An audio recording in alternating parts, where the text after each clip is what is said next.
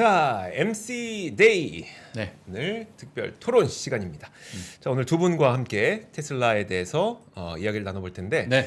다소 좀 긍정적일 수 있는 시각을 갖고 계신 분도 한번 만나보고 네. 그리고 다소 좀 신중한 시각을 갖고 계신 분도 한번 만나서 너무 좋죠. 네, 각각의 예. 의견을 좀 들어보는 사실 시간입니다. 뭐 세상에서 제일 재밌는 건 네, 싸움이죠. 불구경, 싸움 구경 아니겠습니까?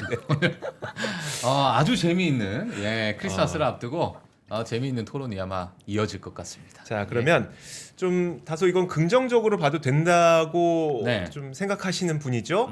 여러분들께서도 익숙한 그분이실 겁니다. 강정수 박사님 함께 자리하고 계시고요. 그리고 또 다소 좀 신중하게 좀 봐야 된다라고 생각을 하고 있는 류종은 기자 이렇게 두 분 함께 하도록 하겠습니다. 어서 오세요. 반갑습니다. 안녕하세요. 네. 안녕하세요. 안녕하세요. 아유, 안녕하세요. 반갑습니다. 참. 예. 참 꽉 차네요. 예. 그리고 저는 사실 개인적으로 네. 정말 어찌 보면 오늘의 정말 전문가분들이 양쪽에 또 계시니까 네. 개인적으로 정말 너무 듣고 싶은 의견도 좀 많고 어. 질문도 상당히 좀 있습니다. 예, 네. 그렇기 때문에 오늘 또 한번 1시간 동안 힘차게 한번 달려보면 좋을 것 같습니다. 좋습니다. 예. 자, 그러면 첫 번째 네. 주제부터 어. 한번 시작해 보도록 하겠습니다. 예. 네. 가장 요즘에 뜨거운 게 네. 아무래도 사이버 트럭이 아닐까 싶어요. 아. 그래서 저는 아주 간단한 질문입니다. 사이버 트럭 테슬라에게 독인가 득인가? 자, 어느 분부터 좀 말씀해 주시겠어요? 뭐 좋은 이야기부터 들으면 좋지 않을까요? 그래요. 박사님, 그러면 저희 네. 박사님부터. 네. 우선 사이버 트럭이 갖고 있는 혁신의 부분은 그러니까 우리가 기대하고 있는 이 모델 2라고 일명하고 있는 중저가 모델로 가는 패스트 트랙이라고 볼 수 있고 징검다리라고 볼 수 있습니다. 네. 그러니까 우선 그 안에 겉에 있는 외골격이나 이런 건 뭐 나중에 천천히 얘기를 하고 가장 크게는 혁신은 48V 아키텍처죠. 예. 그러니까 48V 아키텍처 1960년에 전 세계 자동차 업계가 6V에서 12V로 바꿨습니다. 네. 그리고 무려 60년 동안 잠자고 있다가 예. 12V에서 48V로 바뀌었죠. 우리가 전력이라고 하는 것은 전압 곱하기 전류죠. 네. 근데 이 전압을 낮추면 전압을 높이면 네. 전압이 낮아져도 되는 거죠. 그러니까 네. 전류가 지금 12V에서 48V로 4배 좋아졌으니까 그 옆에 있는 전류라고 하는 암페어는 훨씬 더 낮아져도 되는 겁니다. 그러면 막말로 해서 막말이 아니죠. 옆에 연결하고 있는 전선의 두께도 얇아져도 되는 거고 그 네. 전선에 들어가 있는 구리도 더 적게 들어가야 되는 거죠. 근데 이런 것뿐만이 아니라 우리가 창문을 올리고 내리는 이것도 전기고 뭐 당연히 엔터테인먼트라든지 내비게이션 이런 디스플레이도 마찬가지고 심지어는 에어백도 전자장치거든요. 네. 여기 들어가는 암페어들도 다 바뀐 겁니다. 그러니까 사실상 거의 모든 부품들이 전자 부품들이 다 바뀌었다라고 볼 수가 있고요. 이것은 다 새롭게 테슬라가 엔지니어들이 설계하였고 자체 제작을 하던 또는 퍼스트 티어들이 그러니까 1차 벤더들이 만들더라도 같이 가서 디자인해서 만들었다라는 거죠. 이것이 대단히 큰 공정이라고 볼 수가 있는 거고요. 그러니까 물론 여러 가지 혁신들이 있습니다만 48V 아키텍처가 가장 중요하고 왜냐하면 이 아키텍처가 그대로 여기에 쓰였던 48V 아키텍처가 저가형 모델 2에도 쓰인다라는 거죠. 그래서 지난 이미 3쿼터 컨퍼런스 콜에서 투자자들이 물어봤거든요. 네. 사이버 트럭 나온다 그래놓고 3년 걸렸는데 네. 모델 2도 3년 걸리는 거 아니냐 그랬더니 모델 2에 대한 준비는 사이버 트럭이 하고 있다. 그렇게 얘기를 했고 그 다음에 뭘로 하고 이번에 사이버 트럭 나오면서 되게 크게 인터뷰를 했었죠. 거기서도 얘기를 했던 것이 저희가 위클리 매주 모델 2에 대한 생산 라인들이 지금 만들어지고 있는데 그걸 점검하고 있고 거기가 들어갈 부품들을 점검하고 있는데 이 부분들이 사이버 트럭을 통해서 완성됐다. 이것이 저는 사이버 트럭이 가질 수 있는 전체 시장에서 픽업 트럭이 가질 수 있는 건 미국 시장에 제한된다라면 그러면서 뭘로 하고 얘기하면서 뭐라고 얘기를 했냐면 2026년에 미니멈 500만 대에서 잘 되면은 멕시코까지 나온다면 750만 대라고 얘기를 했단 말이에요. 그러니까 500만 대하고 750만 대를 준비하고 있는 하나의 징검다리로서 사이버 트럭이 위치한다라는 것이 자동차 모델 폴리시에 있어서 대단히 중요하다고 저는 말씀드릴 수 있겠습니다. 예. 알겠습니다. 일단은 그러면 징검다리 역할을 좀 하고 있는 상황인데 사실 이 반대편에서 최근에 그 이제 사이버 트럭에 대한 어떤 양산에 대한 이야기가 또 있을 것 같아요. 네네네. 예, 그러면 저희 류종희 기자님께서 네네. 또 이 의견을 좀 들으셨는데 어떻게 좀 생각하고 계십니까? 공감하는 부분도 있고요. 예. 또 많아요. 사실 공감하는 부분이 많은 게 예. 48V로 바꿈으로 인해서 아까 말씀하셨듯이 전압을 낮출 수가 있고 그렇게 되면 전압을 높이면서 전력을 낮출 수가 있고 예. 그렇게 되면은 사실은 앞으로 나올 이제 전기차의 전기 효율성도 높아질 수가 있고요. 충전 속도도 높아질 수 있는 되게 장점이 많기는 합니다. 네. 그렇기 때문에 지금 대부분 기업들이 다 자동차 기업들이 48V 마일드 하이브리드 때 처음으로 적용을 해보면서 예. 거기를 이제 그 48V 시스템 자체를 하나씩 늘려가고 있거든요. 예. 현재 들어가 있는 마일드 하이브리드 같은 경우에는 보면은 쉽게 말하면 시동 장치로만 들어가 있고 이게 조금 더 발전되면 이제 구동으로 넘어가고 예. 그렇고 나면 이제 나중에는 이제 뭐 인포테인먼트까지 갔다가 현재 이제 테슬라가 이번에 사이버 트럭에서 보였던 시스템 전체가 48V로 바뀌는 지금 단계를 밟고 있는데 뭐 테슬라는 항상 그 단계를 뛰어넘어서 예. 하는 건 되게 잘하잖아요, 사실. 예. 그렇기 때문에 뭐 그런 부분에 대해서는 되게 좋게 보고 있고 예. 또 저는 되게 놀랐던 것 중에 하나는 구동 방식이라든지 이런 부분 되게 놀랐거든요, 사실은. 제일 놀란 게 구동 리얼휠이랑 방식이요? 같이 돌아가는 그 쉽게 말하면은 그 후륜 조향했던 부분 있잖아요. 네. 후륜 조향이 지금 많은 차들이 하고 있어요. 사실 예. 벤츠도 하고 있고 G90도 있고 많이 들어가 있는데 그 어떻게 보면 꺾을 때 네. 꺾는 각도가 예. 지금까지 볼 수 없었던 각도로 보여줬거든요. 예. 그런 부분은 되게 저는 차 자체에서 대해서는 사이버 트럭에서 되게 임프레시브했고 거기에 대해서도 네. 한마디 하면 그게 이제 스티어 바이 와이어잖아요. 스티어 바이 와이어죠. 그러니까 스티어 바이 와이어는 뭐냐면 지금까지 왜 모든 자동차들은 스티어 바이 와이어를 적용하지 않았냐라는 거예요. 비행기에서는 다 기본적으로 스티어 바이 와이어를 하죠. 스티어 바이 와이어는 쉽게 말씀드리면 우리가 핸들을 돌렸을 때 네. 그거를 컴퓨터 신호로 읽어서 전자 신호로 읽어서 컴퓨터 명령으로서 바퀴에게 방향을 전달해 주는 거예요. 우리가 흔히 말하는 여객기라든지 우리가 비행기 같은 경우에는 예. 절대 뭐 운전자가 이만큼 돌린다고 해서 그만큼 돌아가는 것이 아니라 네. 그 큰 기계를 돌리기 위해서는 몸체를 돌리기 위해서는 정확하게 컴퓨터 신호로 바꿔서 돌리는 거거든요. 근데 충분히 지금까지 할 수 있었어요. 그래서 예. 흔히 말하는 스티어 요크라고 해서 이거를 돌려주고 그러니까 즉 우리가 핸들에서 밑으로 내려가 가지고 네. 바퀴랑 연결되는 부분들이 이런 요크가 없는 거예요. 전자장치로 돼 있어서 속도가 저속으로 갈 때는 예. 파킹하거나 차가 빠져나온다 그러니까 조금만 돌려도 핸들이 크게 도는 거고요. 네. 속도가 고속으로 가고 있을 때는 여기다가 컴퓨터 신호를 줄 경우에는 지금 고속도로를 달릴 수 있어서 핸들을 꺾었을 때도 적게 즉 바퀴가 적게 돌아가는 겁니다. 그러니까 뒤에 바퀴가 돌아간다는 것도 뭐냐면 내가 돌려서 돌아가는 것이 아니라 컴퓨터 신호로 바꿨기 때문인 거예요. 그러니까 이런 것도 이번에 사이버 트럭에서 처음 적용된 거죠. 모델 Y나 모델 3는 없고 이런 것들이 적용되는 그러니까 자동차들이 없었어요 지금까지. 아니 예. 있어요. 네, 있어요. 일부 있겠죠. 물론. 있어요. 네. 지금 렉서스의 RG라고 하는 전기차에 이미 예. 스티어 바이 와이어 기술이 들어가 있고 그거를 사이버 트럭이 최초로 양산을 한 게 아니고 최초로 양산했던 부분은 이제 후륜 조향까지 같이 닿는 네네. 부분은 양산이 맞는데 이미 스티어 바이 와이어 기술은 이미 적용이 돼서 양산차가 돌아다니고 있긴 있습니다. 근데 그래요. 테슬라 같은 경우에는 예. 그 부분을 이제 후륜 조향까지 같이 연결을 했다라는 게 예. 어떻게 보면 그 신호를 이제는 전륜뿐만 아니라 후륜까지 줬다라는 거는 테슬라가 최초가 맞기는 한데 사이버 트럭이 스티어 바이 와이어의 최초 차량은 아니에요, 사실은. 네.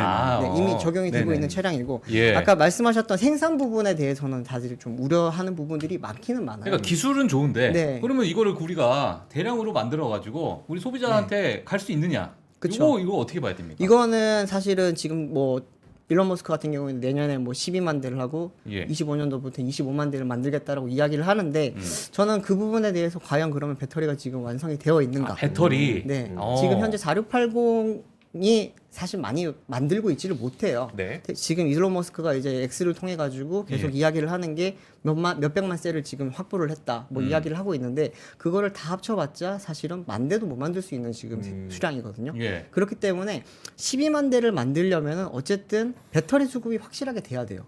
배터리 수급이 확실하게 돼야 되는데 지금 그 부분에 대해서는 파나소닉도 그렇고 LG엔솔도 그렇고 제대로 말을 못 해주고 있습니다. 제가 왜 취재를 그렇죠? 근데 이게 예전에는 수율 자체가 안 나왔고 성능 자체가 안 나왔어요. 예. 성능 자체가 안 나왔고 이제는 성능은 어느 정도 잡았는데 수율이 안 나오고 있어요. 그런 맥락에서 일론 머스크가 3분기 컨퍼런스 콜에서 뭐라고 얘기했냐면 내가 사이버 트럭이 무덤을 팠다라는 표현을 썼어요. 맞아요. 무덤을 맞아요. 팠다고 할 정도로 여러 가지 어려움이 있고 그다음에 2분기 대비 3분기에 아까 말씀드렸던 4680 배터리의 수율이 생산성이 50% 정도 좋아졌다고 얘기를 했어요. 근데 그 50%가 정말 형편없는 수준에서 50%가 좋아진 건지 정말 좋아진 그러니까 아주 이제 완성 정도의 단계 오다가 50%가 좋아진 건지 이거는 얘기할 수 없어요. 그러니까, 예. 그러니까 그만큼 수율과 싸우고 있다라는 거는 본인들도 인정을 했고 그러면서 정확하게 뭐라고 얘기했냐면 24년에 12만 대라는 말을 하지 않고 25년에 25만 대 정도는 만들겠지만 네. 2024년이 되게 어려운 시기를 통과할 수는 있다라고 얘기를 했거든요. 아. 그렇기 때문에 저 같은 경우에도 뭐 개인적으로 글을 쓰거나 어디 방송에서 말씀드리는 것은 테슬라의 전망이 2024년은 되게 낮은 자세로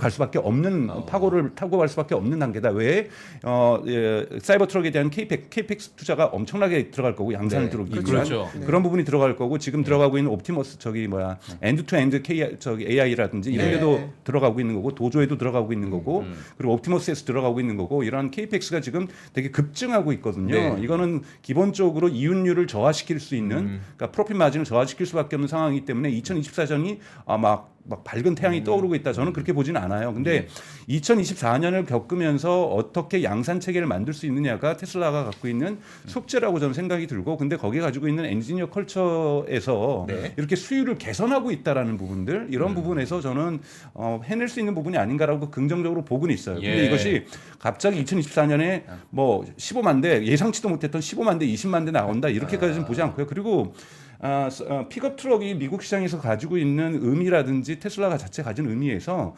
당장 일론 머스크도 뭐라고 얘기를 했어요. 그러니까 3분기 컨퍼런스 콜에서 18개월 걸린다 그랬어요. 이것에서 네네. 내가 그러니까 현금 만지는 데까지. 그러니까 우리가 뭘 얘기를 하냐면 사이버 트럭에서 현금을 캐시플로우가 생길 때까지는 18개월이 걸린다라는 것은 이미 어둡게 얘기를 한 거고 네. 이 부분에 대해서 자세하게 한번 언제 얘기할 거냐. 4분기가 끝나고 나서 컨퍼런스 콜일 때 자기가 사이버 트럭의 양산 문제라든지 이후 2024년의 구체적인 문제에 대해서 지금 프로덕션이 겪고 있는 어려움에 대해서 구체적으로 얘기해야겠다라고 얘기를 했기 때문에 이번 1월 20일에서 25일 사이에 열릴 수 있는 예상되고 있는 4분기 컨퍼런스 콜이 저는 대단히 중요한 기점일 거라고 보고 있습니다. 알겠습니다.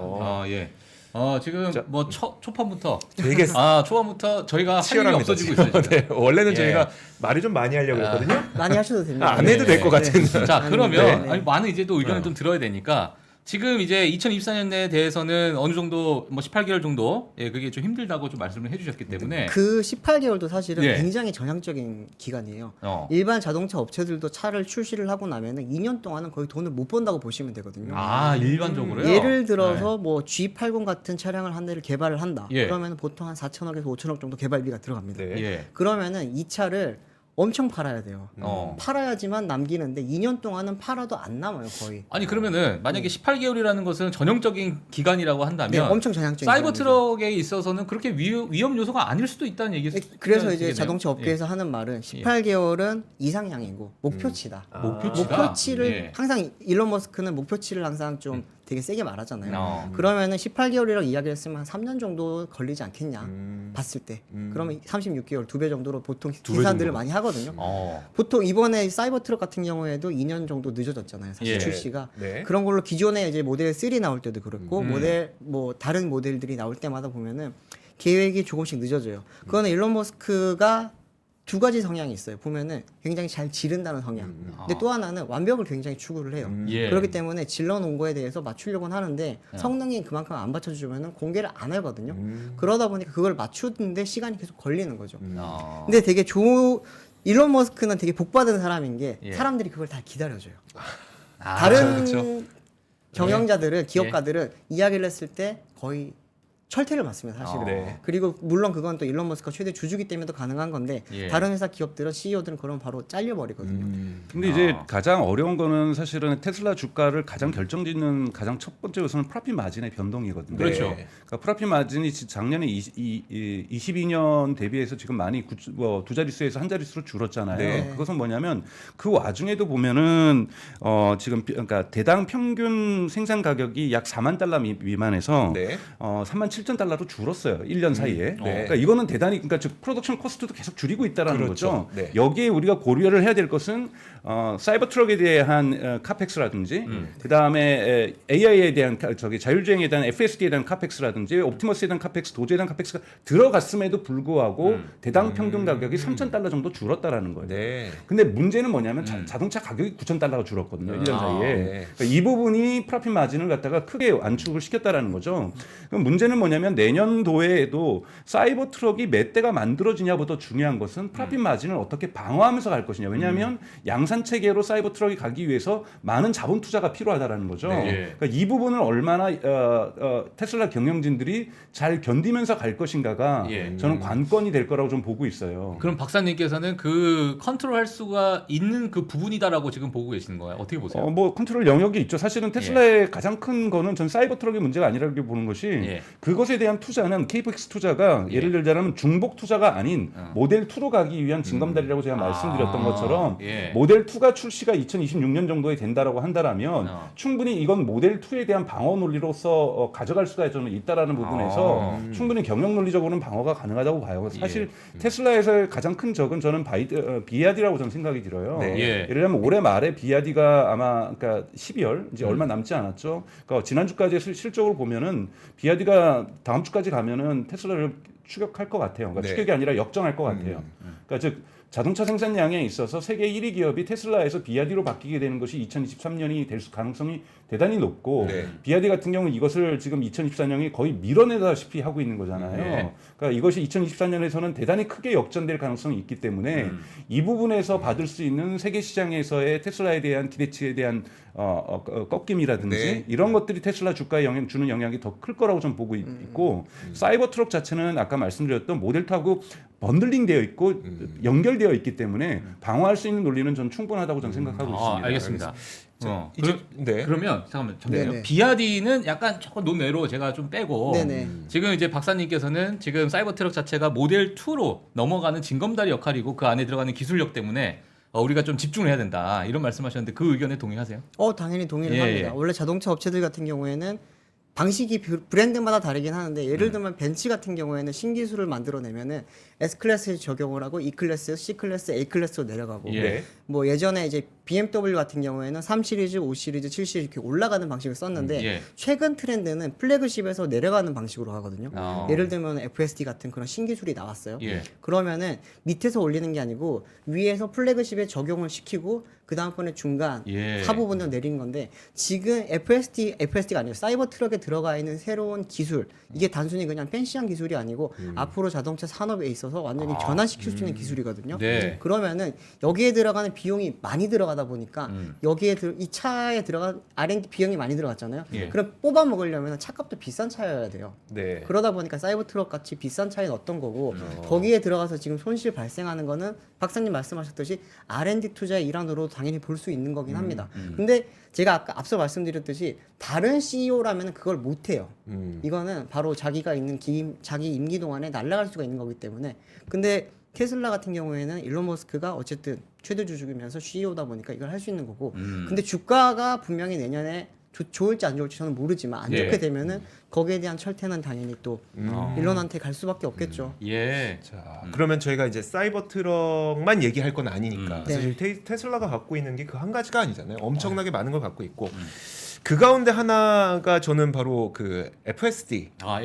라고 생각이 들거든요. 근데 글쎄 모르겠어요. 최근에 이제 언론 보도를 보면은 좀 FSD의 안전성 문제가 좀 불거지고 있다라는 이야기들이 좀 나오고 있어서 이 부분에 대해서 어떻게 생각하시는지 이거는 이제 저희 류정훈 기자 먼저 한번 이야기를 해볼까요? FSD 같은 경우에는 저는 뭐 조금 나쁘다기보다는 조금 이게 잘 봐야 될 것 같다고 보는 신중하게 봐야 된다. 많이 신중하게 봐야 될 것 같은 게 FSD나 오토파일럿 같은 경우에는 사실 ADAS 기능으로 보면은 사실 넘버원이 맞아요. 그 정도 기술력을 내는 뭐 다른 없거든요. 근데 이제 FSD의 기술력보다도 저는 이게 면허를 안 따고 지금 운전하는 것과 같다고 보는 거거든요. 지금 사실 최근에 이제 미국의 니자라든지 NTSB에서도 좀 많이 요즘 강력하게 그 규제를 하려고 하는 이유가 뭐냐면은 우리나라 그 쉽게 생각하시면 운전을 잘하는 18살짜리 소년이 있어요. 근데 운전 면허를 아직 없습니다. 근데 운전 엄청 잘해요. 근데 그게 돌아다니는 게 과연 법적으로 맞느냐라는 지금 기준으로 미국에서는 보고 있는 거예요. 지금. 기존에는 그 부분에 대해서는 전혀 내비뒀어요. 사실은 미국에서도 아직까지는 뭐 판매 대수도 그렇게 많지도 않고 실제로 그렇게 돌아다닌 거를 봤을 때 영향을 많이 미치지 않는다고 봤는데 최근에 200만 대 리콜을 때린 것도 사실은 뭐 법적으로 문제가 없다라고 계속 판명이 났지만 니자에서 이거 니자 그걸 조사를 하면 할수록 예. 거기에 대한 안전성에 대한 위험이 점점 커지다 보니까 NTSB 측에서도 이제 여기에 대해서는 이제는 우리가 좀 더 강력하게 규제를 해야겠다라는 게 나왔고 예. 아마도 조만간 미국에서 지금 그 부분에 대한 규정이 하나 나올 겁니다. 그건 저도 지금 취재를 하고 있는 부분이라서 말씀드리기가 좀 그렇긴 한데 예. 현재 테슬라의 하드웨어에서 어쩌면은 그 기준을 못 맞출 수가 있어요. FSD 기준을 그래요? 아니죠. FSD 기준이 아니고 레벨 3, 레벨 4라고 하는 자율주행 면허를 따야 돼요, 사실은. 예. 미국에서 지금 뭐 벤츠 같은 경우에도 올해 1월 달에 이제 최초로 라스베가스에서 레벨 3 차량 한 10대 정도 돌아다녔거든요. 네. 물론 다 회수를 했습니다. 그런데 그 차량들 같은 경우에도 네바다주에서 자율주행 면허를 딴 거예요. 지금 뭐 어떻게 보면 예전에 우버라든지 예. 아니면 지금 뭐 현대차 이제 모셔널이라든지 이런 차들이 돌아다니는 것도 예. 뭐 제일 유명한 건 사실 웨모원이죠. 예. 웨모원 같은 경우에도 다들 면허를 따는 거예요. 면허를 따서 지금 돌아다니는 건데 예. FSD 같은 경우는 기술력으로는 뭐 어떻게 비슷할 수가 있어요. 제가 봤을 때는 FSD의 정말 강점 중에 하나는 길 찾는 능력이 정말 좋거든요. 아, 근데 제가 말씀을 네. 중간에 끊어서 죄송한데요. 네. 그러니까 FSD 지금 200만 대 리콜하잖아요. 네. 그 FSD 리콜이 아니죠. 오토파일럿 리콜 오토파일럿 네. 리콜이에요. 근데 그쵸, 자꾸 그쵸. 자율주행 기술하고 오토파일럿하고는 구별을 해야죠. 네, 네. 구별해야 되는 거고 이번에 리콜 당하는 건 오토파일럿이에요. 오토파일럿은 그냥 주행 보조 장치죠. 예. 주행 보조 장치고 이런 거 정도는 우리 모든 요즘 다니는 차들 다 갖고 있는 거잖아요. 네. 요즘 차들. 거기에서 자꾸 사람들이 손을 떼는 거예요. 그러니까 핸들에서 손을 떼면 안 돼. 오토파일럿은 계약상 여러분들이 테슬라를 할 때 오토파일럿은 손 안 떼겠다고 사실은 그 계약 여러 가지 조건에 그냥 총괄 계약을 하면서 예. 이미 해놓은 계약이에요. 네. 오토파일럿에서는 손을 떼면 안 되는데 자꾸 이름이 오토파일럿이다 보니까 사람들이 손을 떼는 거예요. 그리고 경고음이 너무 약한 거예요. 그래서 경고음 세게 주고 경고음 자주 주고 뗄 때마다 주고 예. 이거를 이번에 그 미국 도로교통안전국에서 경고를 준 거죠. 네. 그렇기 때문에 이번에 이것도 오버 더 탑으로 저기 리콜한 거잖아요. 네. 그냥 소프트웨어 업데이트하는 거잖아요. 그게 뭐냐면 자주 경고를 줘서 제발 손 떼지 마세요. 요거 나오는 거예요. 예. 근데 이걸 마치 언론에서는 자율주행에 하자가 있다. 자율주행이 완벽하다는 얘기는 아니에요. 그런데 어법이 다른 거죠. 정확한 보도는 오토파일럿이 자꾸 사람들이 오토파일럿은 손을 떼면 안 되는데 네. 손을 떼기 때문에 손에 떼는 것에 대한 경고를 자주 줄 것. 확실하게 줄 것. 예. 이것이 리콜의 항목이에요. 근데 여기에다가 테슬라 자율주행 문제 있는 거 아니냐? 이거는 저는 과잉 보도라는 거고 과장이라는 거예요. 그래서 예. 이거는 분리에 대해서 얘기돼야 되는 거고 테슬라의 지금 자율주행을 얘기하려면은 FSD의 버전 지금 12 알파 버전 나온 거 엔드 투 엔드 KI가 어떤 의미를 가지고 있는가? 예를 들면 이것이 정말로 예를 들면 우리가 기술 그러니까 테크놀로지 S 커브라는 게 있잖아요. 그러니까 우리가 어느 정도 일정 정도 기술이 잠잠히 있다가 갑자기 폭발적으로 증가하지만 그렇죠. 곧 한계를 만나죠. 네. 그러면 세컨드 기술 이걸 치고 올라가서 한계를 만나게 되고 서드 기술 이걸 치고 올라가서 한계를 만나게 되는 거. 이것이 전체적으로 테크놀로지가 발전하는 곡선이라고 얘기를 한다는 거예요. 예. 지금까지 자율주행의 모든 것 웨이모까지 포함하여 자율주행은 AI의 도움을 받는 전통적인 프로그램이었어요. 전통적인 프로그램이라는 건 뭐냐면 인간이 룰을 세팅하는 겁니다. 빨간 불을 보면 멈춰, 네. 파란 불을 보면 멈춰, 그리고 스탑 사인을 보면 멈춰라고 룰을 다 주는 거죠. 예. 이것이 전통적인 거고 우리가 머신러닝이라고 하는 거고 딥러닝이라는 건 뭐예요? 데이터를 집어오면은 빨간 불에서 멈추는구나라고 자기가 그 룰을 만들어내는 거죠. 즉 예. 인간의 눈은 두 개라고 규칙을 주는 것이 전통적인 프로그램이고 우리가 머신러닝이라는 거는 데이터를 많이 읽었더니 사람의 얼굴을 사진을 많이 읽었더니 인간의 눈은 두 개구나라고 예. 자기가 룰을 뽑아내는 거죠. 근데 지금까지 모든 자율주행은 웨이모도 뭐라 그러냐면 일론 머스크는 자기네들은 지금까지 그 전통적인 프로그램 라인이 30만 줄이었다라는 거예요. 네. 이 30만 줄이 또 원 스택도 아니에요. 여러 가지 스택으로 분류돼 있어서 모듈처럼 연결되어 있었는데 네. 이거를 다 삭제했다라는 거예요. 다 삭제하고 빨간불에 멈춰야 되는 것도 이제는 AI가 배우게 하겠다. 네. 수많은 비디오 데이터를 통해서. 예. 그래서 그것이 엔드 투 엔드라는 거예요. 재밌는 일화가 이번에 8월 달에 일론 머스크가 그거를 캘리포니아에서 주행 라이브 데모를 하다가 스탑 사인이 있는데 회전 교차로에서는 보통 먼저 진입한 차량이 먼저 우선권을 갖기 그렇죠. 때문에 네. 일반적으로 가는 차량은 모든 도로에는 스탑 사인이 있어요. 그러니까 즉 앞에 주행하고 있는 차 보고 근데 얘가 일론 머스크가 타고 있는데 라이브 할 때 그 스탑 사인 무시하고 바로 그냥 직진해버린 거예요. 네. 예. 그래서 일론 머스크도 옵스 그렇게 놀라잖아요. 근데 왜 이런 일이 발생했을까? 그때 예를 들면 또 테슬라 V10이 문제 있다라고 얘기 나오는데 우리가 문제가 없다라는 것이 아니라 왜 문제가 발생했냐라는 거예요. 뭐냐면 미국의 통계상 0.5%만이 회전 교차로 앞에서 스탑하고서 나가요. 브레이크 밟고 가요. 우리 우회전할 때 네. 스탑 지금 누르고서 우회전해야 되는데 아직도 스탑 안 하고 그렇죠. 그냥 우회전하잖아요. 맞아요. 선생님이 잘못된 거예요. 그러니까 얘가 비디오가 배운 거예요. 비디오가 배운 게 사람들은 그 회전 교차로에서 직진하더라고 배운 거죠. 네네. 근데 만약에 V11까지 지금 버전 11 베타 FSD 버전 11에서는 이런 일이 한 번도 없었어요. 왜? 인간이 규칙을 준 거거든요. 스탑 사인을 그러니까 도움을 주는 건 뭐냐면 컴퓨터 비전으로 저기 스탑 사인이 있다라는 신호만 지금까지 준 거죠. 주면은 얘가 그러니까 퍼셉션 인지 영역에서 인지를 했으니까 지금까지 내가 가진 규칙은 뭐지? 멈추는 거야라면 멈춘 거예요. 이건 인간이 다 만든 거예요. 네. 근데 이거를 다 삭제해 버렸다라는 것이 이번에 V12의 가장 큰 특징인 거고 그러니까 V11이 나온 지 1년도 채 되지 않아서 V12 알파가 나왔다라는 것. 그리고 이건 패러다임을 바꾼 거예요. 만약에 저 같은 경우 어디 여러 가지 방송에서 나왔던 건 저는 자율주행에 대해서 되게 회의적이었어요. 회의적이었던 것은 뭐냐면 이 인간 그 AI에 뭐라고 얘기했냐면 웨이모의 그 CTO가 뭐라고 그랬냐면 MIT 공대 강연 가가지고 지금 90대 10의 룰을 얘기해요. 지금까지 자율주행의 기술이 90이 완성되는데 네. 걸린 시간은 10이고 앞으로 10을 완성하는데 걸린 시간은 90이 걸릴 거다. 그러니까 시간은 90이 걸릴 거다. 그러니까 이렇게 나머지 10이 그렇게 어렵다라고 얘기를 하는 거예요. 근데 이 나머지 10은 웨이모는 끝까지 라이다하고 레이더를 가지고서 인간이 코딩하는 것과 자율주행, 그러니까 AI의 도움을 가지고서 지금까지 웨이모는 패러다임을 안 바꾸고 있어요. 이건 S커브에서 그냥 한 커브로 가고 있겠다라는 거거든요. 그런데 이번에 테슬라에서 엔드-투-엔드 그러니까 AI는 세계 최초로 도입을 한 거고, 그러니까 벤츠 같은 경우에는 그냥 사람이 프로그래밍 하는 거죠. AI의 도움을 완전히 컴퓨터 비전을 도움을 받는 거고, 그러니까 100km 이상은 달리면 안 되고, 밤에는 달리면 안 되고, 비 오면 달리면 안 되고 이런 거잖아요. 저는 그걸 레벨 3라고 해도 그거는 제한된 영역에서 그러니까 제한을 너무 많이 둔 서비스이기 때문에 실질적으로 자율주행이라고 저는 보기 되게 어렵다고 보고 있어요. 그러니까 자율주행으로 레벨 3랑 레벨 4로 궁극을 하려면 비가 오든 눈이 오든 고속도로든 100km든 30km든 로마에 거리든 파리에 거리든 런던에 거리든 뉴욕에 거리든 캘리포니아에 거리든 모든 도로에서 가능해야 이게 자율주행인 거거든요. 그렇죠. 근데 궁극의 것에서는 이것을 하기 위해서는 AI가 엔드-투-엔드 책임져야 된다고 저는 이 방법론이 맞지 않나라고 지금 생각이 드는 거고 여기에서 잠재력이 있는 거고 이것이 어떻게 베타로 진화하는지 이것을 보고서 그러니까 11에서 베타 뗄 때 미국의 도로 안전교통국에서 베타 떼도 된다가 중요한 게 아니라 12의 베타가 아직 나오지 않았고 이번에 크리스마스 선물로 직원들 몇 명에게 주겠다라는 거잖아요. 그러니까 요것이 1월 달에 테스트 되는 것을 보고서 실제로 이들이 도로교통안전국에 아마 11을 들이밀고 베타를 떼달라고 할 것이지 10일 들이밀고 베타 떼달라고 도로교통안전국에다 얘기하지는 않을 거라고 봐요. 그렇겠죠. 예. 네. 그렇기 때문에 12의 엔드-투-엔드 AI의 진화를 저희가 지켜볼 필요는 있다라고 말씀드리고 싶습니다. 알겠습니다. 그러면 지금 FSD의 어떤 과도기라고 우리가 좀 볼 수 있을 것 과도기죠, 같은데. 당연히. 네. 지금 근데 유종훈 기자가 제가 베타잖아요. 듣기로는 네. 이제 정책적인 부분에서의 맹점을 말씀하셨던 걸로 저는 알고 있거든요. 이게 어떻게 보면은 지금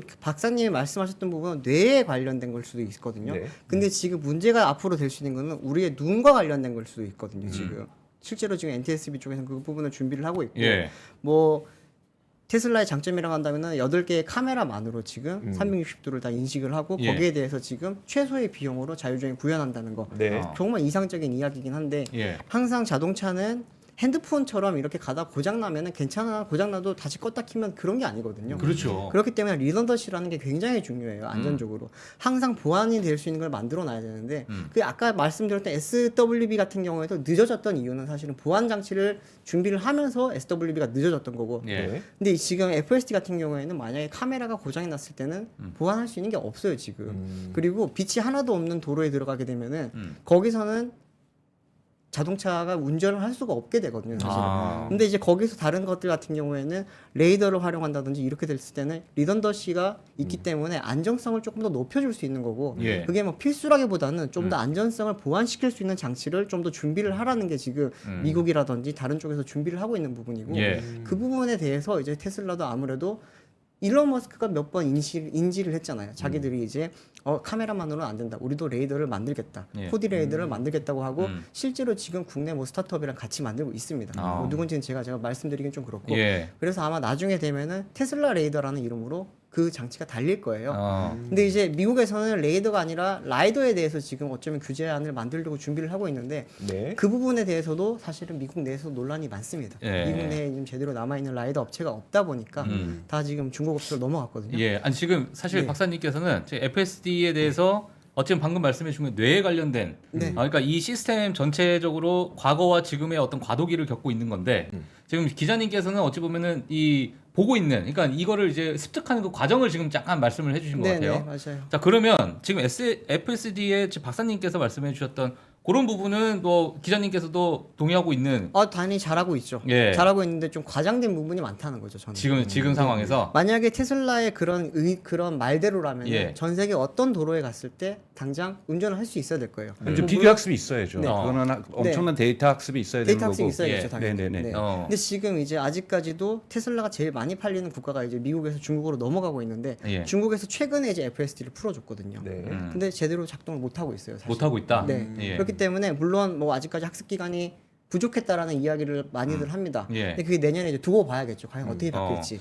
중국은 이제 FSD를 상업용으로 서비스로 판매하는 걸 허가한 것이 아니라 예. 테스트를 허가한 거죠. 그러니까 지금 중국 같은 경우에는 그 소비자들이 FSD를 살 수 있는 건 아니잖아요. 네. 그러니까 소비자가 살 수 있는 게 아니라 중국 당국에 신청을 해서 허가를 받아서 테슬라의 일부 차량, 테스트 차량, 즉 직원들 차량이라든지 이런 차량이 지금 FSD를 테스트하고 있는 단계인 거고. 그거는 국내에서도 하고 있어요. 지금. 예, 그러니까 근데 그런 정도의 수준인 거고 중국에서 지금 모든 사람들이 FSD를 매달 100달러를 내면서 서비스 단계는 저는 아니라고 알고 있는데 뭐 제가 틀릴 수도 있는 네. 거고요. 네. 근데 이런 부분에서 이제 작동하기 위해서 도조 컴퓨터는 필수적이었다라는 거예요. 네. 그러니까 과거에는 필수적이죠. 예를 들자면은 그러니까 즉 퍼셉션 단계, 인지 단계에서 8개의 카메라만이 작동했다라면 지금 일론 머스크가 뭐라고 얘기를 했냐면 FSD가 달려 있는 40만 대만 학습을 하고 있는 것이 아니라 자기네들이 지금까지 팔아놓은 카메라가 8대씩 다 부착되어 있는 예. 모델 3와 모델 Y 400만 대가 학습을 하고 있다고 그랬어요. 네. 그러니까 400만 대가 즉 FSD가 장착되어 있지 않는 즉 하드웨어 4가 장착되어 있지 않아도 카메라가 8대 다 장착되어 있는 데서는 다 자기가 와이파이랑 연결되는데 그것도 다 계약을 하는 거거든요. 차를 구매할 때 와이파이 연결할 때 네. 주행 데이터를 업로드하는 걸로 예. 그 업로드할 때 근데 그 데이터를 지금까지는 처리할 수가 없었는데 도조 컴퓨터가 올해 7월부터 작동을 했던 거고 네. 그리고 올해 1월 내년 1월 정도 되면 세계 5위 슈퍼컴퓨터가 되는 거잖아요. 그들의 말에 따르면은 네. 그리고 내년 8월이 이제 완성이 되는 거고 그래서 요번에 골드만삭스에서도 도조 컴퓨터를 긍정적으로 평가하면서 그때 주가가 이제 반등했던 네. 그런 그렇죠. 경험이 있었던 것처럼 그러니까 실제로 이러한 그러니까 즉 지금까지는 아까 말씀드렸던 사람이 프로그래밍 했던 자율주행이라는 걸 정의하는 것은 인간이 만들었던 프로그램의 보조 장치로서 AI의 그러니까 컴퓨터 버전이라는 거 비전이라는 걸 썼고 네. 이 비전에 카메라만 쓰느냐 라이다도 쓰느냐 레이더도 쓰느냐 이 논쟁이 있었던 거는 네. 전적으로 보조 영역에서 작동했었던 영역인 거고 우리가 학습을 그러니까 여기서 인지하는 것. 저 앞에 차가 5m 앞에 있어, 10m 앞에 있어, 자전거가 오른쪽에 있는데 지금 나 앞에 가까우고 있어, 사람이 지나가고 있어. 이걸 인지하는 거거든요. 네. 여기에서의 룰은 인간이 다 입력을 했다라는 거예요. 그러니까 학습하는 양과 이것에 학습하는 양과 모든 인간을 모방해야 되는 모든 행위 공간에서 예. 어둠 속에서도 인간이 어떻게 운전하는지를 모방해야만 하는 이런 상황의 컴퓨터 학습은 이제야 비로소 그러니까 이 컴퓨터의 학습은 이제야 비로소 작동됐다라는 거죠. 네. 그리고 오키펀시 네트워크 즉 그러니까 거대 언어 모델도 올해 초에 결합된 거잖아요. 예. 그러니까 지금 거대 언어 모델이 자율주행에 결합된 건 이제 처음 있는 일이거든요. 물론 이거 자체가 큰 건 아니겠지만 지금 챗GPT라든지 여기 쓰였던 것이 거대 언어 모델인 거고 네. 이것들이 같이 결합을 하면서 즉 추론도 그러니까 포함이 되는 거죠. 저는 이제 기술에 이런 실험들이 좀 필요하다고 보는데 네. 지금까지는 그러니까 자율주행이 추론하지 않았어요. 네. 리액티브 드라이빙이라고 하죠. 그러니까, 아, 그러니까 반응하는? 그러니까 네. 드라이빙이지. 그러니까 이게 추론하고 예측하지 않아. 예를 들자면 자동차가 한 대가 가고 있다가 두 대가 가는데 옆에 고가도로가 있고 고가도로 기둥이 있는데 그 차가 옆으로 고가도 옆으로 가요. 그러면 이 차가 사라진 거예요. 인지 차원에서는 리액티브 드라이빙에서는. 그러나 이제 거대 언어 모델이 들어가면은 내가 들어갔던 과거를 기억하고 있기 때문에 현재 있고 얘가 들어갔던 속도를 알기 때문에 얘가 0.5초 뒤에 이쪽 왼쪽에 다시 추론할 것이라는 것을 추론하게 되는 거죠. 이런 기술력들이 들어가게 되는 거죠. 물론 당연하게 언어로서 내가 이제 갓길에 차를 대고 싶다라든지 이런 식으로 어떤 인간의 명령도 들어갈 수 있는 부분이 장점이 있겠지만 이거는 이제 부가적인 인간의 어떤 유틸리티 부분이고 기본적인 기술에서는 어떤 리액티브 드라이빙에서 반응형 드라이브에서 예. 추론형 드라이브까지도 가능해지고 있다는 것이 또 하나의 특징이라고 볼 수가 있습니다. 네, FSD. 알겠습니다. 저는 오늘 진짜 두 분께 너무 감사드리고요. 예, 일단 저 약간 예, 무서워지고 있어요. 중간 점검으로 정말 감사드린다. 이런 말씀 좀 드리고 싶은데 저 박사님께 하나만 더 물습니다. 자, 그러면 지금 어떠한 과거의 어떤 데이터를 지금 했던 부분에서 이제 추론의 영역으로 넘어가게 되면 FSD라는 것 자체가 생각보다 우리가 생각했던 것보다 좀 늦게 출시가 되거나 또는 우리가 뭐 아주 오랜 기간 동안 못 볼 수도 있다. 뭐 이렇게 어떻게 보세요? 저는 이제 버전 예. 12가 사실은 이제 지금까지 나왔던 건 알파 버전인 거고요. 예. 그래서 아직까지 베타 버전도 제대로 안 나왔는데 베타 버전을 이제 약속한 거는 이제 1월달에 직원들 미국에 있는 오스틴에 있는 직원들만 우선 먼저 써보겠다고 저는 그렇게 보도된 걸로 알고 있는데요. 여기에서 이제 반응이 되게 중요한 거고. 예. 그러니까 근데 문제는 항상 그러니까 테크놀로지 S커브 같은 경우 처음에 늦게 가지만 어느 정도 순간에는 익스포넨셜하게 성장하게 되어 있는 거잖아요. 그러니까 성장하는 경향성을 갖고 있고 그렇죠. 경험적인 네. 걸 가지고 있다라고 예. 본다라면 이번에 새로운 프레임워크가 저는 대단히 현명한 프레임워크라고 저는 생각이 드는 거고 예. 이것이 지금까지의 우리가 흔히 말하는 트랜스포머 모델이 나온 다음에 2018년 브렉스루가 생긴 이후에 예. 이렇게 빠른 속도로 지금 오픈 AI에서 챗GPT라든지 제미나이가 발전하는 이러한 사실은 과거에 있어서의 무어의 법칙 18개월마다 더블링되는 것이 아니라 지금 6months, every 6 months, 그러니까 6개월마다 컴퓨팅 파워는 더블링되고 있는 상황인 거고 아. 네. 거더너머들의 퍼포먼스 같은 경우에는 every month, 매달 지금 더블링되고 있는 상황인 거거든요. 이러한 기하급수적인 어떠한 AI의 어떤 진화 속도로 본다라면 버전 12는 진정한 의미에서의 AI가 엔드 투 엔드로 들어온 거기 때문에 예. 기술에 의한 사람의 프로그래밍이 아니란 부분에서 저는 대단히 큰 의미가 있고 또 하나 이번에 가장 큰 특징은 버전 12는 원스택이에요. 원스택이라는 건 뭐냐면 그냥 이 프로그램이 하나라는 거예요. 그러니까 지금 보통 우리가 사스 프로그램이나 이런 데서 원스택은 되게 꿈의 왜냐하면 지금까지의 자율주행의 프로그램들은 보통 10몇 개나 15개 정도로 구성이 돼 있어요. 예. 네. 구성이 돼서 이거 하나 바꾸면 나머지 것도 연관된 거 다 바꿔줘야 되고 이거 다 바꿔줄 때 오류하다 보면 버그가 생기는 거거든요. 그렇죠. 근데 원스택이라는 것은 딱 한 줄만 바꾸면 예를 들면 다 바뀌는 거죠. 네. 예를 들면 당연하게 여기도 인간이 엔드 투 엔드 AI라고 해서 AI가 알아서 한다고 인간의 개입이 전혀 없는 게 아니거든요. 인간의 개입은 있어요. 예를 들면 로스 펑션, 그러니까 손실함수라고 해가지고 예를 들자면 가중치를 준다든지 아까 전에 네. 0.5%만 예를 들자면 스탑 사인에 멈추잖아요. 테슬라가 이번에 이제 밝혀진 것은 우수 운전자가 있어요. 네. 그러니까 이 테슬라로부터 돈을 받고 운전하는 테슬라 FSD 운전자들이 있습니다. 이 사람들은 약속을 해요. 100% 교통 신호를 지키겠다고. 그게 학습용이군요. 예. 그렇죠. 근데 이건 뭐냐면 다른 것도 학습하지만 다른 아까 400만 대에서 학습한다 그랬어요. 네. 40만 대 FSD 고객 있으면 학습하는 게 아니라 예. 이들은 뭐냐면 이들은 가중치를 주는 집단인 거죠. 네, 아. 네. 약간 이런 텍스트북 같다고 보시면 되는 거예요. 텍스북 같이. 네. 예. 그럼 이 사람들 가중치를 주는 집단들이 존재하고 있는 거기 때문에 예. 전혀 인간이 개입하지 않는다라는 건 아니야. 그러니까 이러한 로스 펑션, 그러니까 손실함수 차원에서 개입은 정확하게 이루어지고 있다라고 볼 수 있고요. 이 부분들이 2024년에 어느 정도 성과를 보이는가가 저는 되게 그러니까 테슬라 주가에도 관건이라고 봐요. 그러니까 저는 베타 딱지를 뗀다라고 저는 뭐 제가 뭐 네. AI 개발자가 아니니까 장담할 수는 없지만 2024년에 예, 만약에 베타 딱지를 짠다라면 대단히 큰 의미의 성과를 만들어내는 예. 거고 네. 만약에 그것을 안 되고 2025년까지는 끈다라고 하면 2025년까지는 끌 수는 있다고 봐요. 그러니까 2024년이야 2025년이가 중요한 것이지 뭐 2026년까지 갈 것 같지는 않다라고 그렇진 봅니다. 않다. 왜냐하면 지금 네. 버전의 11, 10, 11, 12의 버전에 만드는 속도가 점점 기간이 짧아지고 있거든요. 그러니까 네. 그런 부분의 경향성을 본다라면 예. 훨씬 짧아질 수는 있다고 봅니다. 알겠습니다. 저희가 다음 주제로 넘어가기에 앞서서 지금 자율주행 부분에 있어서는 강정수 박사님의 이야기 좀 비중이 좀 많았었거든요. 그러면 마지막으로 네. 그 자율주행 관련해서는 이제 류종훈 기자 이야기를 듣고 다음 이야기로 좋아요, 좀 좋아요. 넘어가도록 할게요. 네. 저는 이제 제일 좀 우리가 조심해야 될 거라고 보는 거는 결국에는 이렇게 뛰어난 기술이 있으면은 인하우스로 들어와서 제도권 안에서 해도 되지 않냐라는 거죠, 사실은. 지금 많은 사람들이 뭐 FSD 오토파일럿을 혼용하는 것도 사실은 헷갈려서 그런 거거든요. 그렇다면 오토파일럿은 ADAS라고 확실하게 이제는 인식이 되고 있다면은 예. FSD가 이제 자율주행으로서 자리매김을 하려면은 그러면 여기에 대해서 정책에 맞게 그러면은 그 부분에 대해서도 다른 데는 다 지금 면허를 따고 규제를 받으면서 하는데 예. 네. 여기는 지금 레벨 4라는 거를 받질 않다 보니까 사고가 나더라도 지금 여기에 대해서 책임을 지지 않거든요, 사실은. 네. 그런 부분에 대해서는 이제 일론 머스크라든지 테슬라 쪽에서도 리스크 테이킹을 좀 해야 되지 않냐라는 게 이제 뭐 저의 생각이기도 예. 하고 많은 분들의 생각입니다.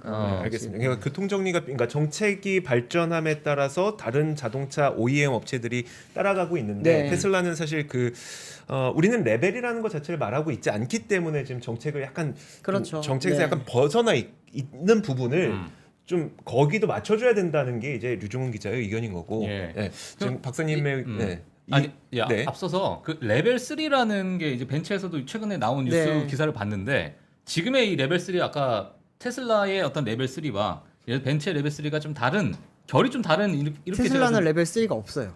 레벨 3 테슬라는 지금까지 레벨 2 이상을 이야기한 적이 없어요. 그렇기 때문에 지금 뭐 말하는 레벨 2.5, 2.9, 예. 2 플러스 다 마케팅 용어고 실질적으로는 레벨 2, 레벨 3지. 예. 지금 오토파일럿도 레벨 2고요. FSD는 레벨을 정의를 하질 않아요.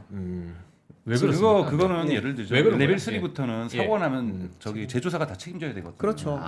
그래서 이번에 컨퍼런스 콜에서 그런 얘기가 질문을 해요. 네. 너네 레벨 3니 레벨 4니 너네 책임질 거니 그랬더니 우리가 지금 수많은 소송에서 소송비를 내면서 배상을 할 때도 있고 우리가 이길 때도 있고 이게 다 우리가 하고 있는 거 아니냐라고 하면서 사실은 말씀하신 대로 좀 이렇게 책임 회피를 말을 돌려서 하게 우리는 레벨 3, 레벨 4라는 단어는 절대 얘기하지 않습니다. 그러면 다만 우리는 지금도 소송 중이다. 그럼 그 기술에 대한 확신이 좀 없는 거 아닙니까? 아니죠. 예. 그걸 책임지기 싫은 거예요. 책임지기 싫어서. 왜냐하면 레벨 3가 나오면은 예. 무조건 제조사 책임인 거예요. 이게 기술적인 부분이랑은 별개로 봐야 되는 거예요. 사실. 이게 그 자율주행이 확실히 그 부분이 있습니다. 기술만 뛰어나다고 되는 게 아니라 여기 정책하고 맞춰가야 되는 거, 그 부분이 있는 거거든요. 벤츠는 근데 왜 레벨 3를 발표한 거예요? 벤츠 같은 경우에는 약간 좀 어떻게 보면 자기들이 과신했을 수도 있어요. 사실 저도 지금 독일에 가서 한 4년 전에 이미 그 차를 타봤거든요. 예. 타보고 했는데 깜짝 놀랐습니다, 사실은. 예. 근데 실제 도로에서 어떤 상황이 벌어질지 모르잖아요. 예. 그 부분에 대해서 자기들이 좀 과신을 했던 것 같고. 과실했다. 실제로 올해 10대 정도를 판매를 했거든요. 예. 판매를 했다가 다시 걷어들였어요. 네. 근데 크루즈 사건도 우리가 기억을 해야 돼요. 예. 크루즈 같은 경우에는 GM 크루즈 네. 같은 경우는 사실은 완전한 거칠게 얘기하면 사기였던 거잖아요. 왜냐하면 자동차 한 대당 예. 1.5명의 원격 운전자가 있었어요. 예. 그리고 5km에서 8km마다 원격 운전이 개입을 했어요. 그러니까 계속해서 원격 운전을 해주고 있었던 거죠. 그런 거를 CEO가 그래서 책임지고 해고된 거잖아요, 이번에. 네. 그러니까 CEO가 자기 자신감 있고 뭐 얘기를 했던 거지만 사실은 자율주행의 그 기술에 대해서 8월 달에 되자마자 사실 2개월 만에 모든 지역에서 철수해야 되는 수모를 겪었던 거고 그걸 예. 이유가 언론에서 이제 폭로를 한 거죠. 뉴욕 예. 타임즈가 폭로한 거죠. 뉴욕 네. 타임즈가 집중 취재를 했더니 알고 봤더니 차량 한 명당 1.5명의 원격 조종사들이 계속 대기하고 있었던 거예요. 그래서 5km에서 8km마다 한 번씩 원격 주행자가 개입한다는 것은 진정한 의미에서 레벨 3가 아닌데 레벨 3라고 로보택시 허가를 받고 했다는 것 자체가 레벨 4. 그러니까 이거는 완전히 문제가 있었던 거죠. 그 부분은 사실 되게 이제 약간 결과론적인데 그때 당시만 해도 이제 리던던시를 위해서 원격 주행이 필수라고 이야기들을 많이 했거든요, 사실은. 혹시나 어떤 일이 벌어질지 모르기 때문에 만일의 사태를 대비하기 위해서 항상 원격 주행은 필요하다라고 했고 거기에 대해서 뭐 웨이모도 그렇고요. 다들 모든 현대모비스라든지 이런 회사들도 지금 그 부분에 기술을 개발을 하고 있다라고 되게 자랑스럽게 이야기를 합니다. 예. 진짜 국내 스타트업들도 그 부분을 지금 준비를 하고 있고요. 오토노머스 A2G 같은 경우에는 그 기능을 이미 양산을 시켜서 예. 지금 전국에서 돌아다니고 있는 차량에 원격 주행 기술이 적용이 되어 있고요. 안전을 위해서는 그건 필요했는데 예. 지금 웨이모가 웨이모가 아니죠. 크루즈가 그렇죠. 이번에 그 난리가 나고 해고가 되고 서비스를 중단을 하면서 그 부분은 다른 해석도 있어요. 이미 이게 왜냐하면은 명분이 필요했다라는 말이 있거든요. 무슨 명분이요?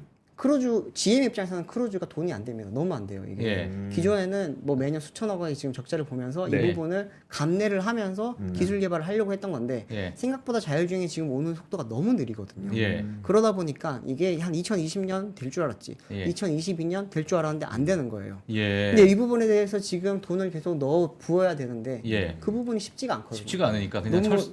전기차도 어렵고 예. 자율주행 더 어렵고. 자 계속 계속 가는 네네. 것보다는 좀 다음 주제를 그럼요. 해야지 좀 더 많은 분들이 네네. 폭넓은 네네. 이해를 하실 수가 있을 것 예, 같아서 좋습니다. 충전 시스템을 저는 좀 여쭤보고 싶어요. 네. 그러니까 일단 충전 시스템이 표면적으로 보기에는 어쨌든 낙스, 그러니까 이제 테슬라의 슈퍼차저가 일단 표면적으로는 쫙 점령해 가는 건 맞긴 맞는 것 같은데 여긴 아무 문제점이 없는 겁니까?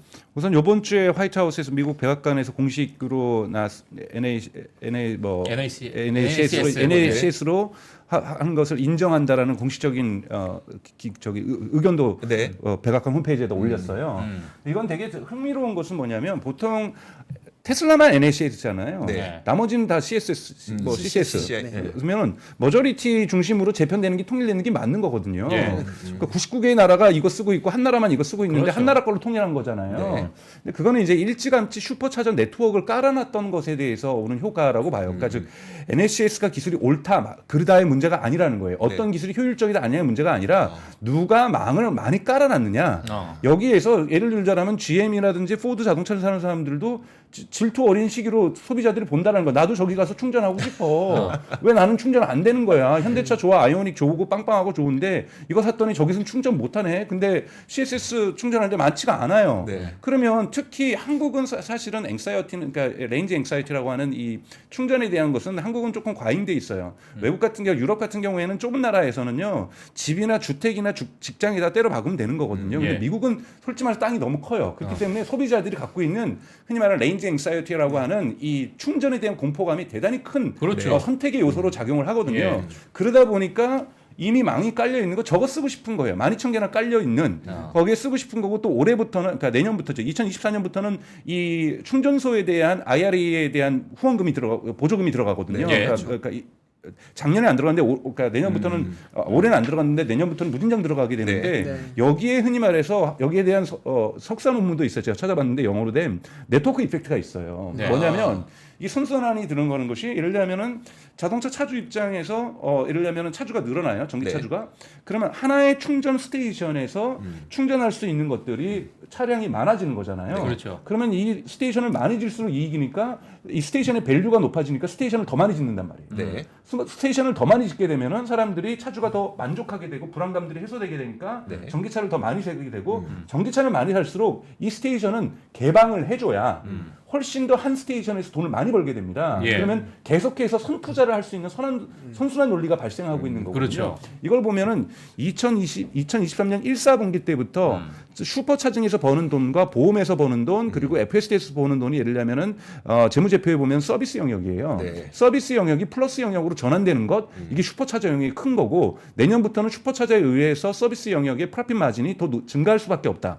이런 부분들이 지금 분석되고 있는 거잖아요. 그런 부분에서 이거는 완전히 한판 승리라고 저는 보고 있어요. 그러니까 즉 플러그 워라고 그러거든요. 플러그니까 플러그 워라고 하는데 플러그 워에서 하나의 그 채택된 그것이 99개를 이겨버렸다라는 거예요. 네. 머저리티를 이겼다라는 것은 독특한 지금까지의 어떤 기술 어댑션 어떤 적용하는 사례에서는 보기 드문 케이스라고 볼 수가 있습니다. 네. 알겠습니다. 근데 사실 그래서 낙스에 대해서 뭐 이게 부족하다는 이야기를 하신 분은 절대 없는데 네네. 근데 이제 그럼에도 불구하고 그럼 낙스로 약간 뭔가 불만이라고 해야 될까요? 이런 뭔가 수정할 점을 주장하시는 분들이 있긴 있던데 그럼 그분들은 무슨 주장입니까 그러면? 일단은 낙스 같은 경우에는 북미의 충전 표준으로 이제 자리 잡는 거고요. 네. 실제로 이제 화이트하우스에서도 지금 이제 인정을 하는 거고, 네. 물론 화이트하우스가 인정을 안 해도 돼요. 이게 모든 업체들이 이미 인정을 해서 돌아가고 있기 때문에 GM, 포드 갔죠, 현대차 갔죠, 벤츠 갔죠, 다 갔어요 지금. 지난주에 폭스바겐도 갔죠. 네, 그렇죠. 이게 네. 다 갔다고 보면 돼요. 근데 북미 시장에서는 낙스가 먹는 게 맞는데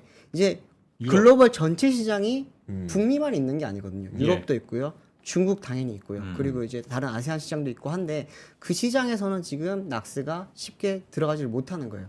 낙스라는 게 사실 쉽게 뭐 되게 대단한 게 아니고요. 테슬라가 쓰고 있는 해골 타입의 그런 충전 포트 규격이 지금 이제 표준으로 잡힌 거거든요. 예. 근데 이거를 지금 미국 그 유럽 시장에는 지금 못 들어가고 있고 슈퍼차저 자체가 시대에 지금 많이 못 갈리고 있습니다. 그리고 이제 최근에는 이제 V4 타입 V4가 이제 신형 충전기인데 이거 같은 경우는 최대 뭐 600kW까지 되는 굉장히 고성능 충전기거든요. 예. 이거는 DC 타입으로 들어갔어요. 왜 근데 낙스는 못 들어가는 거예요? 낙스가 예. 뭐 못 들어가는 이유들이 여러 가지가 있는데 네. 예. 실제로 이미 유럽 같은 경우는 이미 아이오니티라든지 뭐 예. 여러 가지 이미 충전 연합들이 뭐 CCS 타입으로 다 깔려 있는 상황이에요. 아, 이미. 네, 그리고 실제 거기서는 테슬라 판매량이 다른 나라보다 많이 높지는 않아요 지금. 예. 뭐 아시겠지만 유럽은 작은 차들이 많이 팔리잖아요. 네. 일론 머스크가 지금 모델 2를 만들려고 하는 가장 큰 이유도 사실은 유럽 시장 공략을 위해서예요. 그렇기 때문에 이제 작은 차를 만들어야지만 차값을 낮춰서 들어갈 수가 있는데 실제 모델 3 같은 경우에는 유럽에 들어가면 굉장히 비싼 차예요. 크고 비싼 차다 보니까 안 예. 팔리고 그런 만큼 이제 지금 테슬라도 돈이 어쨌든 한정적일 거 아닙니까? 예. 그러다 보니까 미국과 유럽보다 미국과 중국을 우선적으로 했던 거고 유럽이 이제 그 후순위로 밀려 있었기 때문에 예. 덜 깔려 있었는데 그 사이에 이미 거기는 다른 충전 연합들이 다 만들어놨던 거죠. 그러면 저희 박사님 말씀대로라면 사실 이제 충전기에서도 돈을 굉장히 많이 벌 것이다. 네. 많이 벌 겁니다. 근데 이제 류종훈 기자 이야기를 들어보면 사실 박사님 이야기만 잘못 들으면 전 세계가 전염당하는 아니, 미국이죠, 거라고 미국이죠. 미국. 네, 근데 그러면 유럽은 그렇고 한국은 어떻습니까? 한국 같은 경우에는 낙수로 갈 계획이 아직 없습니다. 이미 그래요? 내년 계획이 다 나왔는데 거기에 대한 보조금이 없고요, 사실은. 네. 뭐 한국에서는 네. 가장 큰 거는 지금 저는 충전소를 너무 정부가 늦게 짓고 있어요. 그러니까 지금 노르웨이 같은 경우의 통계를 보면 노르웨이 같은 경우 신차 판매 거의 80% 가까이가 전기차잖아요. 네. 노르웨이는 논문들이 이렇게 나오는 거 보면은 사람들의 90몇 %가 집과 그러니까 주거 공간과 회사 공간에서 충전한다라는 거예요. 네. 그렇죠. 주행 살면서 얼마나 우리가 자주 속초 한번 땡기는데 속초 갈까 부산 갈까 이러지 않아요. 기본적으로 출퇴근의 안정감인 거거든요. 예. 그러려면 노르웨이 같은 경우는 어느 정도의 지금 기술이 발달하고 있냐면 사람들이 우리 식으로 하면 아파트 가서 우리 식으로 하면 가장 그러면 직장에 그러는데 직장에 가가지고 다 꽂아요. 네. 그러면은 이 부하가 걸려요. 한꺼번에 다 꽂아버리니까. 그렇죠. 그래서 우리가 보통 인터넷에도 로드 밸런싱이라는 게 있잖아요. 트래픽을 분산시켜주는 것처럼. 네. 그래서 노르웨이는 지금 뭐 어떤 기술까지 지금 발전하고 있냐면 회사가 가지고 다 꽂으면은 너의 퇴근 시간을 눌러요. 퇴근 시간 누르면 퇴근 시간까지만 맞춰주면 되는 거예요. 그러면은 얘 충전은 이때부터 시작해서 이때 끝나고 제 충전은 이때부터 시작해서 이때 끝나고 이런 식의 어떠한 집단적인 충전이라는 스마트 그리드. 문화가 이제 만들어지는 그리드가 예. 만들어지는 네. 거거든요. 그 정도로 그렇게 얘기해주고 지금 유럽이라든지 그러니까 유럽 같은 경우에는 새로운 주택 단지를 만들려고 하면은 50% 넘게 이 충전 공간을 만들어 줘야 돼 주차장에. 근데 우리 5%인가 8%인가 그렇지 않아요? 그러니까 우리는 택도 없는 거예요. 그러니까 우리는 지금 충전망에 있어서 어떤 망의 표준에 있어서 테슬라가 우위를 점하기는 어려운 시장이에요. 테슬라가 우위를 점하기는 우리는 워낙 애국지도 강하고 예. 테슬라가 지금 뭐 잠시 지금 판매가 많이 돼서 지금 현대가 지금 흥분해 있을 뿐인 거지. 그러니까 기본적으로 저는 테슬라가 머저리티가 되기는 어려운 시장이라고 좀 보고 있거든요. 그래서 예. 한국 시장은 그리고 세계 시장에서 그렇게 큰 시장도 아니고요. 작죠. 네. 예, 그렇기 때문에 한국의 어떠한 전기차의 소유주분들을 생각해서는 충전소가 많아지면 되는 거지 이것이 방식이 뭐냐는 전 중요하지 않다고 보여요. 왜냐하면 집에서 같은 경우 완속으로 가는 게 더 맞다고 보거든요. 네. 네, 맞아요. 아무래도 전기차가 메조리티로 올라올수록 완속 충전 시장이 커지는 것도 맞고 예. 말씀하신 노르웨이 같은 경우에는 사실 좀 뭐 국가적인 특성이 있잖아요. 거기는 수력 발전이 워낙 잘 돼 있다 보니까 뭐 자급률이 워낙 높고 아예 남아 돌잖아요, 전기가. 그렇기 때문에 그 부분에 대해서 문제가 없는 거고 또 이미 10년 전입니다. 10년 전부터 거기는 리프라든지 이런 차량들로부터 시작을 하면서 전기차 그때부터 이미 다 보급을 시작을 했고요. 예. 전 세계적으로 가장 전기차를 빨리 보급을 했고 많이 보급돼 있는 보급률이 가장 높은 나라가 바로 노르웨이거든요. 예. 우리나라 환경부 같은 데서도 노르웨이 가서 많이 배워오고 뭐 국내 기업들도 많이 가고 저도 출장 가보고 했는데 가보면 달라요. 확실히 전기차 선진국이라는 게 느껴지긴 하는데 예. 그 방식을 우리나라에 그대로 도입하는 거는 조금은 어려울 겁니다. 예. 우리나라 같은 경우는 전력망도 부족하고요. 네. 뭐 여러 가지 또 전력 재판매라든지 이런 문제들이 아직 남아 있기 때문에 그 부분은 조금 해결을 하려면 기다려야 되겠죠. 예, 알겠습니다. 그 제가 또 마지막으로 네. 간략하게만 네, 네. 좀, 예.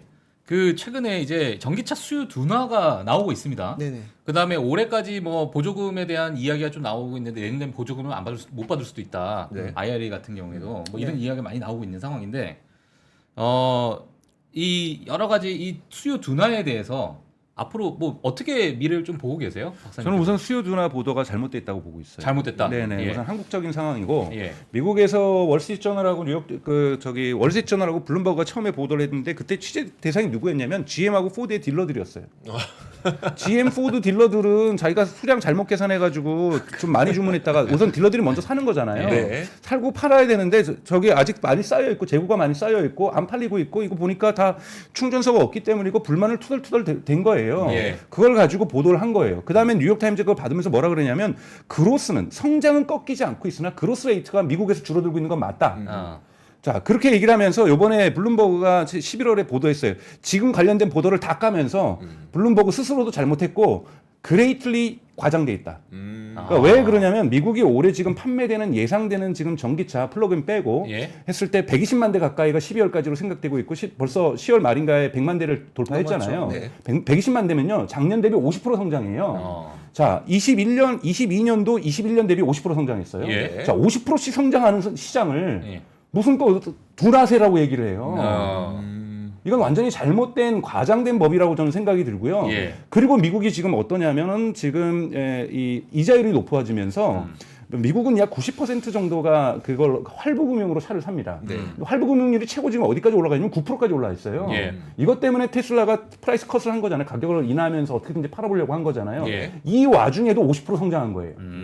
그럼 50% 성장한 시장을 갖다가 성장 둔화라고 얘기하는 거는 지금 저도 알고 있습니다. KBS, MBC, SBS, 뭐 YTN 다 뭐 경기차 둔화되고 있다고 해서 제가 뭐 그냥 음모론적으로 하면 토요타 돈 받았나? 뭐 이런 식으로 생각할 정도로 이거는 말도 안 되는 과정이니까 한국 시장에서의 특수한 예. 전기차가 안 팔리고 있고 충전소가 미비하다 보니까 사람들의 불만들이 쌓이고 있는 것을 네. 한국 시장은 둔화되고 있다라면 뭐 통계적으로 맞아요. 근데 지금 통계적으로 볼 때 올해 1,000만 대가 넘을 걸로 예상되고 있어요. 전 세계적으로 전기차 플러그인 빼고 네. 플러그인 빼고 1,000만 대가 넘는 시장으로 가고 있는 거예요. 그리고 중국 시장만 해도 500만 대가 넘고요. 네. 자, 이런 시장을 가지고서 이렇게 성장하는 50%씩 성장하고 있는 시장.